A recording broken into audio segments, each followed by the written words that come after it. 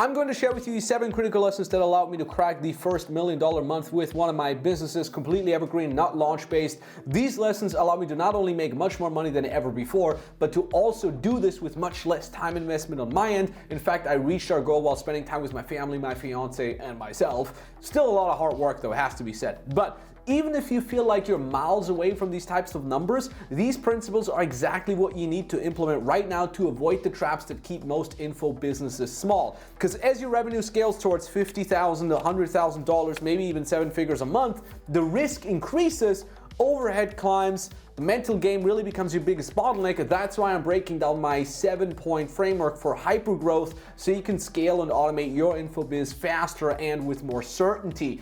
I'll even give you a neatly organized overview roadmap that you can download for free at the end of this video for maximum knowledge retention. So let's crack right into these 7 lessons from hitting $1 million month. Starting with principle number 1, hunker down and say no. Look, it's much more about what you say no to if you want to get $1 million a month than what you say yes to at this stage of growth. I get this a lot where entrepreneurs come to me, that are like 100K months, and they're like, what do I have to add? What do I have to do more? And philosophically speaking, it's actually more the things that you don't do. This means things like turning down epic invites that you get through your awesome network. I've had to say no over the last 12 months to masterminds, really good masterminds, ski trips, trips to Thailand, trips around the world, trips to meet my friends overseas. I said no to all of these things because if you want to maintain a momentum that eventually gets you to $1 million a month, you must protect your focus and eliminate any high-level distractions that don't move the needle.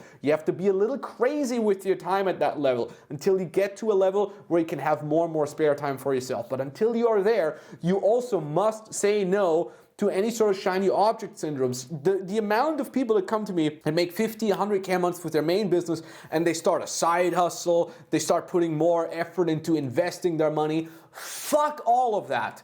Go all in on the thing that's already proven to work, which is your main business because it's already making you 50 to 100K a month if you're watching this. So you gotta understand that. It's more about saying no than to say yes. So now that you focused your time, you have to face the mental shifts that occur when the stakes get this high, which brings us to principle number 2, scarcity versus abundance.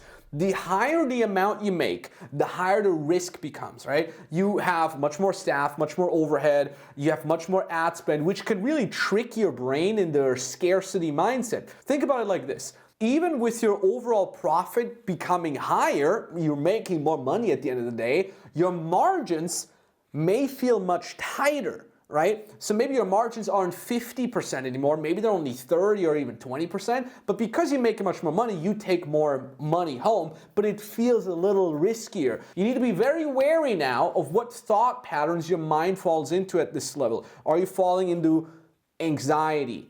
Getting scared, scarcity, you need to hoard as much money, you need to protect the bottom line at all costs. It's not a good idea. And every time you indulge in one of those negative thoughts, you're training your brain to think more about that. You're creating neurological highways, so to speak. You must be proactive in this. You need to actively train to keep thinking in abundance. The moment you're making good money, invest more, hire more, advertise more. Attack is the best defense if you think about that. Now, a little bit of a mindfuck is when I tell you live below your means, because that could be interpreted as scarcity thinking, but if you live below your means, you can have abundance with your business. If you don't have high expenses personally, to pay for a stupid house that you don't need, to pay for a stupid flexi sports car that you don't need, you are able to go all in on the business because you don't need to pay yourself out as much profit. You're thinking long-term instead of short-term. The amount of money that I invested into mentors, coachings, courses, etc., that I could have paid myself out is mind-boggling. But it is one of the main contributing factors behind me hitting $1 million a month. So if you want to scale to $1 million a month, you must proactively guard against the mental patterns that lead to playing defense with your capital instead of offense. Now, scaling to $1 million a month, or even just 500K a month, is as much a strategical battle as it is a psychological battle. And most InfoBiz owners try to do that alone, which is very, very tough. I've spent the last 6-ish years now helping info business owners scale and automate their businesses. We usually tend to help people that make at least around $50,000 a month with their info business. We help them scale, automate, hire a team, build a team of A players so we can protect their time while they can also make a ton more money. If you want to work with me and my team directly, click the link in the description down below. It leads you to an application form. Go fill that out and we can see if and how exactly we can help you. Now, once your mindset is focused on abundance, you need a leadership structure that can really support that growth. Like I said, you cannot do this alone, which brings us to principle number 3, reproduction of leadership. You cannot manage $1 million a month alone. You must get great leaders and turn them into amazing leaders. Now, what I've done is on this very channel here, I have a separate video where I'm kind of talking about the leadership structure, but in essence, I have a leader in every single department of my company. Social media, sales, delivery, even assistantship, hiring, human resources, because at some level I cannot manage and do everything by myself. So I pay very well, but I also delegate a ton of that stuff so I'm able to completely rely on those folks and have them crush. But this is not where it stops. It actually goes beyond that.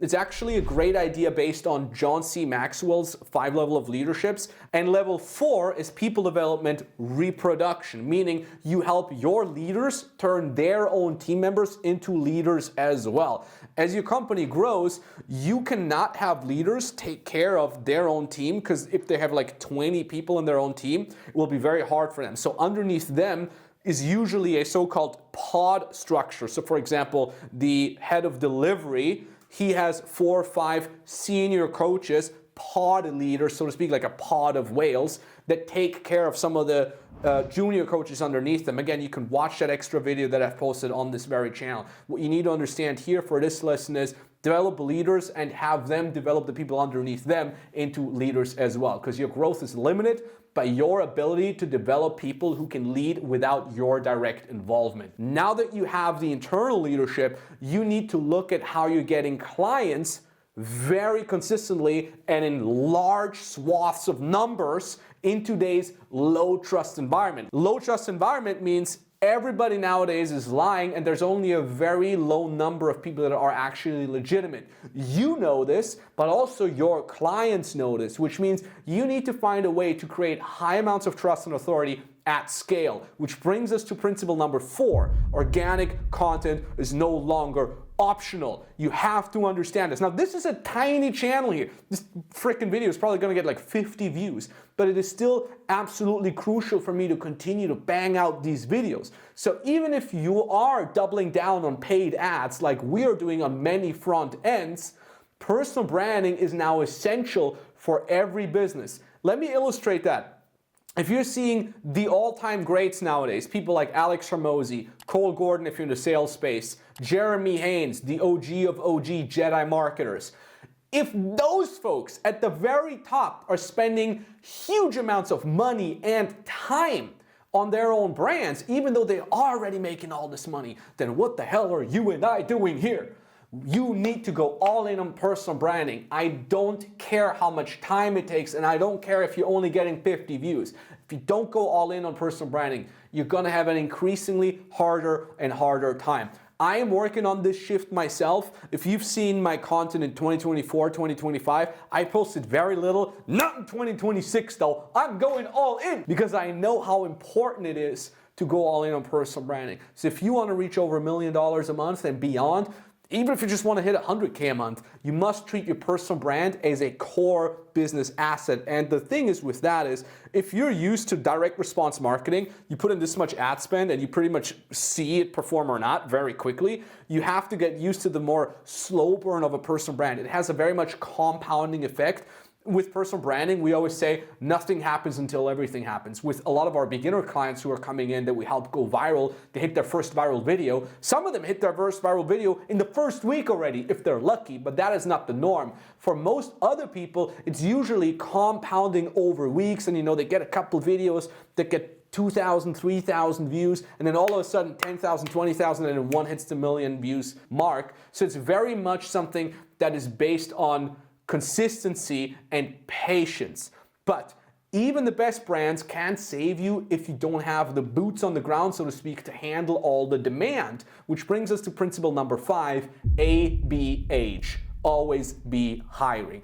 This is critical for sales teams, especially when you're in scaling mode and your ads are firing, your organic content is firing, you're going viral, you're getting all these people coming in. You do not want to get caught with your pants down and forced to slow down the marketing process because sales isn't there, not enough people there to handle all the demand. Or in the worst case, you don't even notice that you need more sales folks and people are just slipping through the cracks left and right because you're not efficient enough. We've once increased our ads budget by 50% and the sales remained exactly the same because the sales team just became sloppier. They were just drowning in leads.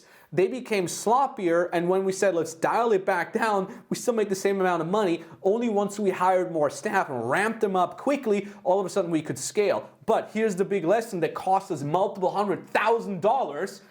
We only started hiring people once we really needed them. And it kind of goes along very well with scarcity versus abundance because we were in scarcity mode. Oh, I can't hire more people here because if we have more salespeople, we have all those base salaries to pay and maybe they don't have enough leads to bring that money back in. Yeah, well, it sucks. But if you want to scale, you got to do that. You always want to have a little bit more staff than you need. You can, at any point, you can always either be understaffed, which means you cannot scale, or you're overstaffed, which means, yeah, you're a little bit less profitable, or you're perfectly staffed, which is also horrible because it means you're just stagnant. So you always want to be slightly overstaffed so you're able to handle enough leads, but at the same time also handle all the new clients that are coming in. So we're doing exactly the same with our delivery staff. We always want to have 2-3 people more than we actually need. Yeah, we have to bite the bullet and pay them more, but then at the same time, if someone goes on vacation or gets sick, clients don't notice a decline and we keep having our quality of delivery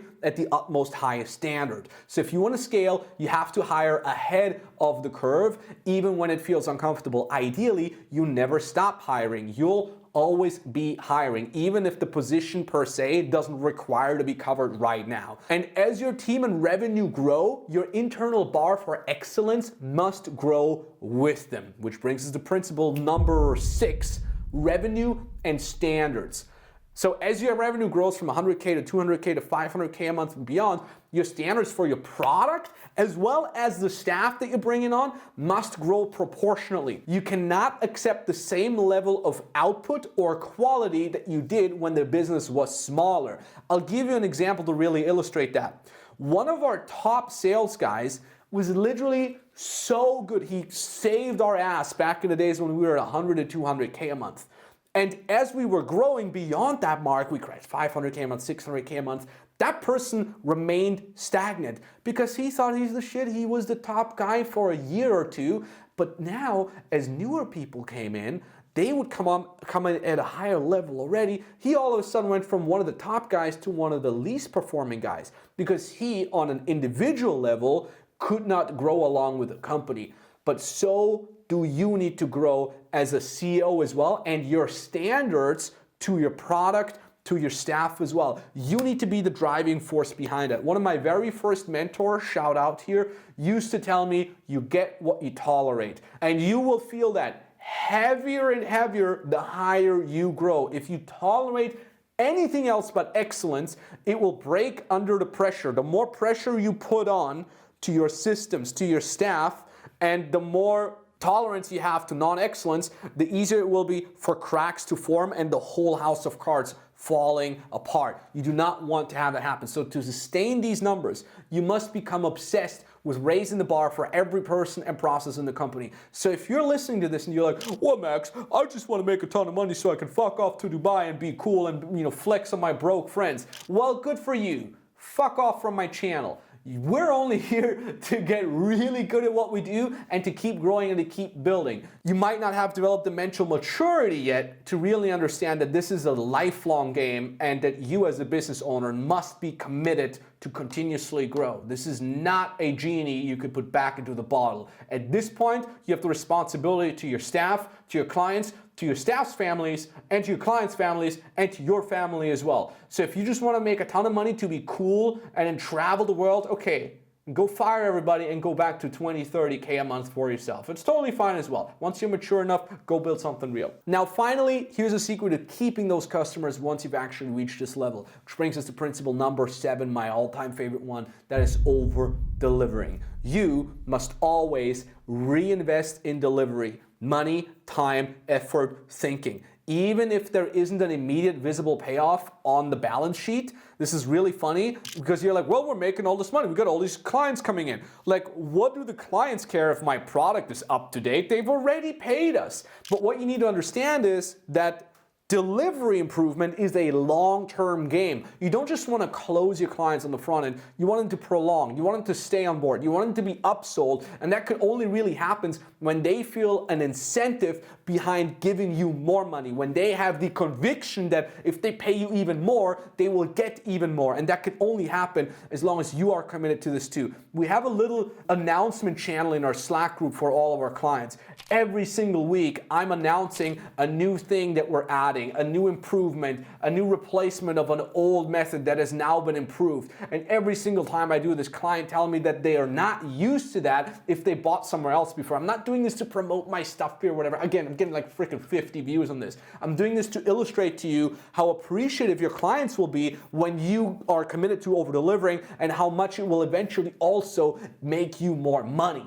All right, so this involves also things like having too much staff rather than too little. I mentioned this before. Constantly refining the product to make it better, putting more money into experts, and you learning your craft better as well. True scale is built on the foundations of a product that over-delivers so significantly that the market can't ignore it. That's old school marketing right there. And if you want to have the roadmap to summarize this entire video so it's maximum retention knowledge, down in the description it will say click here to access your roadmap. It's a little gift for you. And if you want to work directly with me and my team to scale and automate your info biz, click the link in below as well. There's a book a call link or something like that. Talk to you very, very soon. Thank you so much for watching. Subscribe. Bye.